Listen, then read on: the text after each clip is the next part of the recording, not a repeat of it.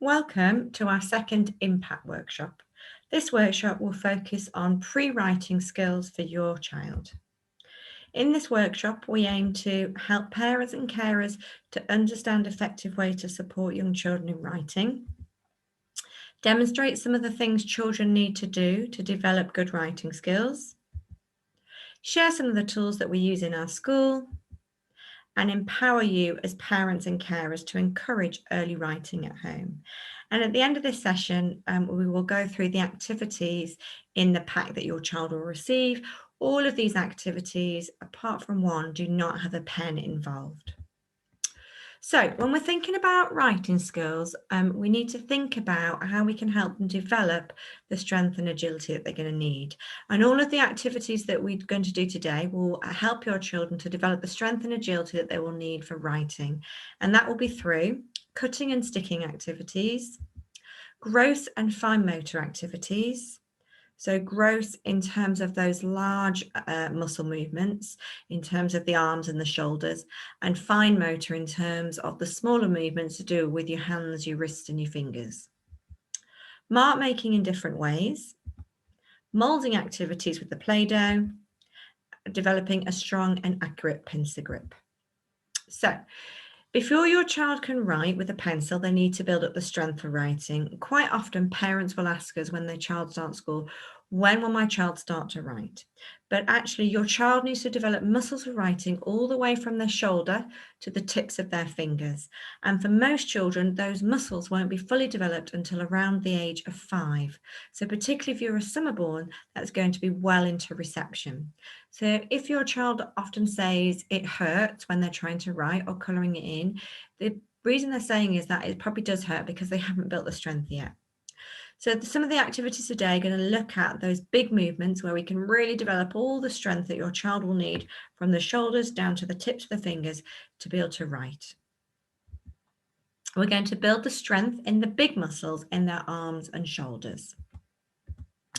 So two of the activities that we would recommend is first of all to use the ribbon. So the ribbon is in your child's pack and that is to be able to be super strength builders. So the ribbon is all about creating those big muscle, those big movements using your shoulders and arms, and it's about using the ribbon to make circles and lines, up and down lines, wiggly lines, making a circle above your head, in front of your body, around your body. All of those movements are what letters are made out of in terms of circles and lines, but they're just much bigger movements and really building the strength. The second activity is using a newspaper. And again, getting them to tear strips off the newspaper. So first of all, it will be tearing kind of big strips off the newspaper and seeing if they can tear a strip off in one go. We also want to build the strength in the little muscles in their hands and their fingers. So for that, one of those activities is that you have a piece of newspaper on the palm of their hands, making sure that they're not resting their elbow on the body for that strength, they're holding their arm in front of them, and they've got to really use all of their fingers and their hands to scrunch that newspaper up in a ball. So they've just got to keep wiggling and moving their fingers until that newspaper is as tight as possible in a ball. And keep doing that as well to create as many balls of newspaper as you can. An excellent activity for building strength in the little muscles in your child's hands and fingers is Play-Doh. And it's part of the reason why we use Play-Doh so often in nursery, because Play-Doh constantly helps to build the strength. So whether they are rolling the Play-Doh in the hands, whether they're squishing it with their fingers, whether they're poking with their fingers, whether they're rolling it on a fat surface, whether they're pulling it, they're constantly moving all of those muscles that they're going to need. So Play-Doh, there is a Play-Doh recipe in your pack, and there's a whole list of activities that you can do with Play-Doh. We also want to try and develop that good pincer grip. So that pincer grip between the thumb and the forefinger, the first finger, in terms of wanting to then develop that onto having a good pencil grip later on when they're ready for having that correct pincer grip. And that's the important part. It's about building up that strength to be able to get to a good pincer grip. So the activities that we have got, one of the activities is to do with tweezers, and using the tweezers to move pasta, or Cheerios or any other type of cereal, or beans, dried beans, from one bowl to another. And obviously the tweezers means that they've got to use that pincer grip. If they find the tweezers too difficult at the first time, then use your thumb and that forefinger to lift the pasta and the cereal to move it, and then progress to the tweezers.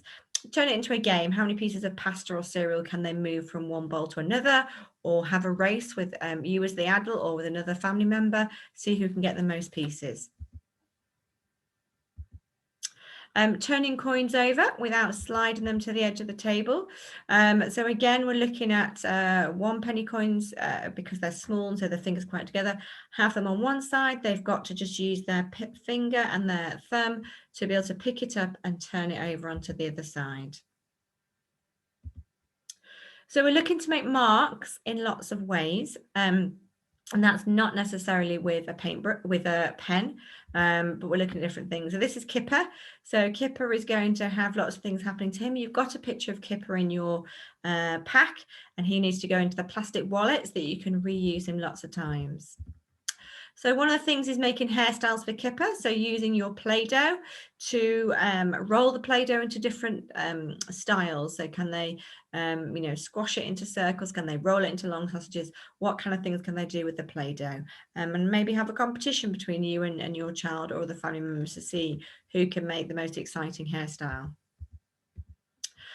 You might wish to use a tray of salt or sugar for your child to do that mark making with their finger. So having a go at drawing circles and lines, and at the end they just shake it out and have a go at doing it again. Hand-to-eye coordination is really important. So in order for your child to be able to develop their writing skills, they've got to have that coordination, and all of these activities will help that hand-to-eye coordination develop. Hand-to-eye coordination is going to help them with using scissors. Sometimes parents are a little bit wary about children using scissors, but it's a really important skill for them to use because, again, they've got to have that hand-to-eye coordination in order to use the scissors accurately. When children are learning to write, we have to learn that writing goes from left to right. And one of the activities is a car map with different curved roads on and zigzag roads, and they can drive their car in their pack from left to right across the page, and it's in the formation that letters will make as they go across as well. A really important thing to remember about your child's writing is that they will start big and become smaller. So it's not about trying to write letters or mark make as small as possible, because that's not the way that children learn. If you remember back to the physical development workshop, it's all about developing those big gross motor movements first, gross motor muscles. And so children need to be able to do big circles, big lines, lots of different things in there. And if you remember back to the physical development, we also gave you a paintbrush. So children getting outside with that paintbrush and a pot of water and making those really big circles and lines will help them develop the writing. And over time, children will become smaller, but that's not going to happen in nursery. It's as they go through their nursery year and into reception, as they get more control, that mark making will become smaller. But it's really important that they have the opportunity to make all those marks big first, and then naturally it will become smaller. So children need to explore writing in lots of different ways. So that might be writing letters, writing shopping lists, filling in forms, sending cards, role playing restaurants, writing with playing. And when we're talking about writing at nursery age, we're not talking about writing letters to start off with, or letters of the alphabet. We're talking about those making marks and giving meaning to marks. So a scribble on the page, some wavy lines and zigzag lines, where they tell you what they have written, and knowing that their marks mean something and that their marks are valued. And so in all of our role play areas at nursery, we have lots of different materials that they can mark make with, and that we then also model as the adults. So if we're playing in the cafe, we'll model writing an order form or writing a receipt. If we are playing in the garage or in the fire station, we'll model how to take different reports or writing receipts. In your pack, you have lots of examples of mark making materials that your child could use in their role play as a starting point. So some of the activities we've also already talked about. I'm just going to go through quickly what some of the resources are inside the pack and how do you use them. So as I said before, you've got tweezers in your pack, and also you can see there that you've got an activity sheet which shows you examples and the importance of how to use those tweezers. And obviously in this photograph, we've chosen to have a pot of pasta and some Cheerios as well, but obviously you can choose different things from around your house. We have hairstyles for Tom or hairstyles for Kipper. So again, you can see here that you've got a picture of Tom, and you've got some examples of different hairstyles that you can use, whether you're giving him curly hair or long hair, short hair or zigzag hair. And it's really about encouraging your child to use the muscles in their fingers and hands to make the Play-Doh and mold the Play-Doh in various different ways. And obviously, if the picture is in the plastic wallet there, you can just reuse the Play-Doh again and again to create as many different hairstyles as you can. And here you can see that there's an activity sheet to go with the Play-Doh, and that will show you all the different activities that you can do with the Play-Doh. But it'll also show you the pressure points on your hands and your fingers in terms of what happens when you're rolling or you're pinching Play-Doh or you're squeezing Play-Doh and where it helps your muscles to develop. So that's a really useful sheet for you as parents to have a little look at there. Again, we can use the dry white pen on Tom. So again, you can see that this, for Tom on here, he's got short hair, and then you can just wipe it off and start again. And again, it's that importance of just exploring the mark making with your child. This is the only activity in our pack that has a pen, and you can see that it's one that's useful for and exciting for doing different hairstyles. We also provide you with a shoelace, and so the shoelace is to thread that pasta or cereal. We use Cheerios, but you might have other things. And this activity is about that hand-to-eye coordination, because they've got to really focus on threading that shoelace through the pasta or the cereal. Obviously, if you're using something like Cheerios, then you've got the excitement of being able to eat your necklace at the end of it. Again, the letter formation. So you can see on the card track here, we have two different types of zigzags, and your child is going to use their card to go across the zigzag.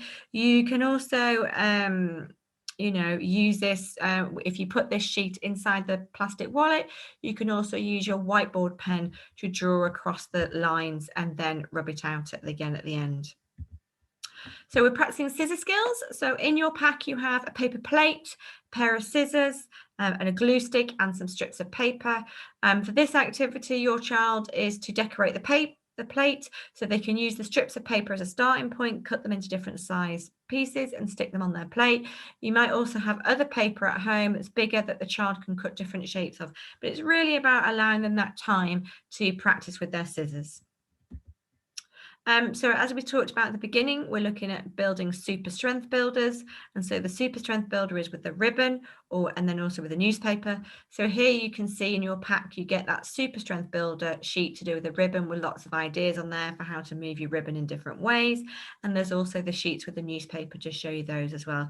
And that's about building those big muscle movements in their arms and the shoulders. Turning a coin over. So again, you can see this activity sheet shows you the different stages, and using that pincer grip with that thumb and forefinger to concentrate and focus on turning that coin over, and make sure that your child doesn't slide the coin across the table to take it off the end. They've got to really focus to pick it up and turn it over. Okay, and so now it's time for your child to join you for the activities. I hope you enjoy exploring the pack with your child, and we hope you have lots of fun doing the activities together. Thank you for listening to this presentation, and enjoy your pre-writing pack.